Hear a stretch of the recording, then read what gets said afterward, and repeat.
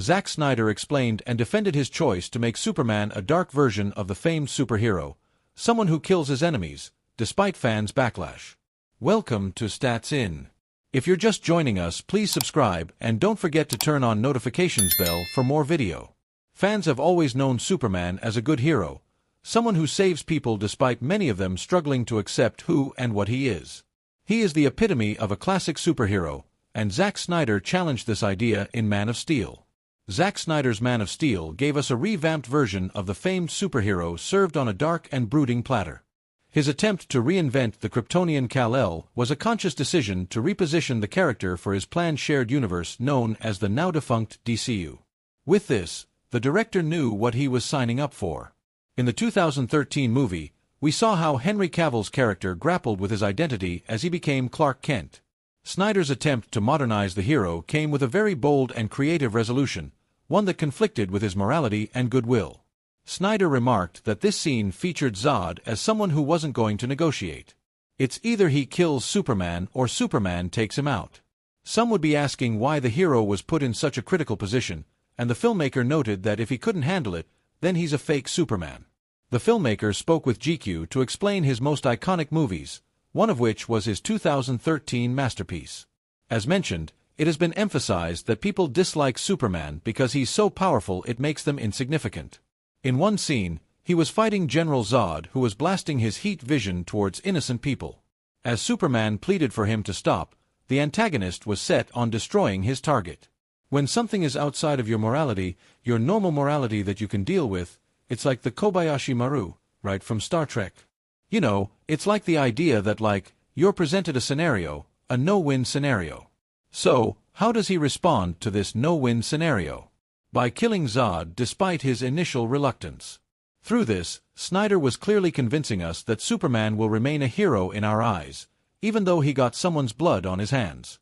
He has to address the scenarios that come his way. He cannot pick and choose which battles he would like to fight, regardless of what it demands. Now, we're getting a new iteration of Superman under the latest DC universe, and this time, it's lighthearted and colorful, just like the comics.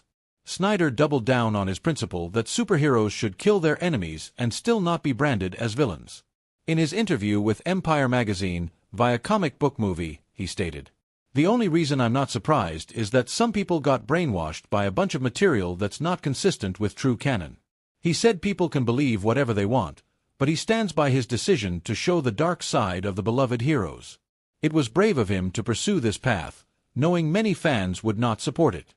Zack Snyder and Warner Brothers' difficult road to getting the Justice League made included a futile compromise to cut the Green Lantern from DCU. Welcome to Stats In.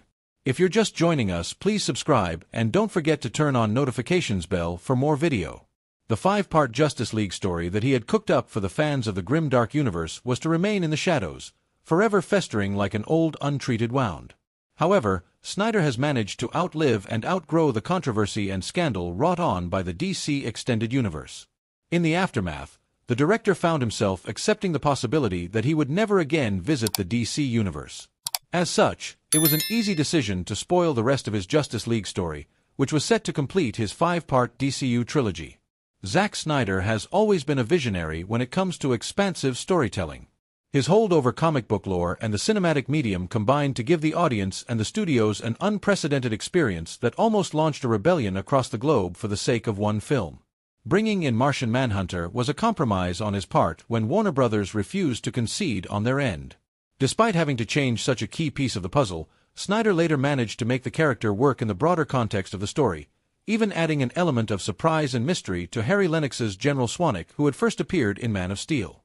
In any other world, a director would have preferred a character with a much richer history to take over the mantle of the Overseer and Messenger than the Martian Manhunter. Zack Snyder was no different. The director always meant to bring in the Green Lantern instead of the Martian Manhunter to serve as the final piece of his Justice League puzzle. Then, his vision would be complete. However, the studio threw a wrench in his plans. Snyder's original blueprint for the 5-part DCU story was not acceptable to Warner Brothers for numerous reasons. A primary one being that they were developing separate projects on the side that could be appended by Snyder's vision. Although the Martian Manhunter did make several fans raise their eyebrows at the screen, Zack Snyder's decision to bring him in was not entirely in vain. But the lores of DC state that the Justice League can never be complete without a Green Lantern. With the number of creative changes that Snyder applied to his reimagined DCU, the absence of one wasn't a deal-breaker. In a 2021 interview with Vanity Fair, Snyder revealed the behind-the-scenes deal that he brokered with the studio after his decision to bring in Jon Stewart as Green Lantern was nullified by WB. "We shot a version of this scene with Green Lantern, but the studio really fought me and said, 'We really don't want you to do Green Lantern.' So I made a deal with them, and they let me do this instead. They were like, 'We have plans for Jon Stewart and we want to do our own announcement.' So I said, 'All right, I'll give you that.' So, Martian Manhunter was the compromise." The 5-part Justice League story that Snyder was developing for DC had the potential to be one of the greatest achievements in the live-action cinematic world, ending with Superman and Lois's son, Bruce Kent, taking on the mantle of the Dark Knight 20 years after the events of the finale. However, the studio's reluctance to veer away from the familiar and well-trodden path killed Zack Snyder's vision, resulted in a catastrophic blunder for the studio that fought against millions of fans in a 5-year-long campaign and went broke, and ultimately never got to enact their plans for Jon Stewart, for which WB made Snyder compromise and bring in the Martian Manhunter. Christopher Nolan shielded Zack Snyder from watching Justice League. Discover the tragic story, fan movement, and the triumph of the Snyder Cut. Welcome to Stats In. If you're just joining us, please subscribe and don't forget to turn on notifications bell for more video. Their creative pursuits have also led to camaraderie between the two, and amid the chaos of one film's production, Nolan stepped in to shield Snyder from unnecessary heartbreak. This story is about one of the darkest chapters of DC that occurred in real life, becoming a saga of tragedy and eventually rebuilding. Christopher Nolan and Zack Snyder are both titans of modern cinema and have immensely contributed to the superhero genre. The former is still celebrated for his Dark Knight trilogy, which was revolutionary, while the latter is known for infusing larger-than-life visuals with gritty storytelling. As per reports, the director's wife, Deborah Snyder, attended a private screening and watched the movie alongside Christopher Nolan, who was an executive producer of the film, via Vanity Fair. The experience was far from decent because she recounted the aftermath, stating, "They came and they just said, 'You can never see that movie.'" Zack Snyder had to step away from the 2017 Justice League due to a devastating personal tragedy. The absence of his creative force turned the movie into a lackluster, confusing, and boring experience. Warner Brothers had entrusted Joss Whedon in the absence of Snyder, and the hastily reworked version was rejected by fans and critics alike. Snyder had to leave the movie because his family was struck with the most painful grief that one could ever experience.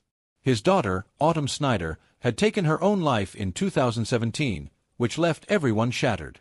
The studio's demands kept increasing, and he did not want to be more drained in the process. Nolan felt that looking at Whedon's cut would only increase Snyder's pain, and his wife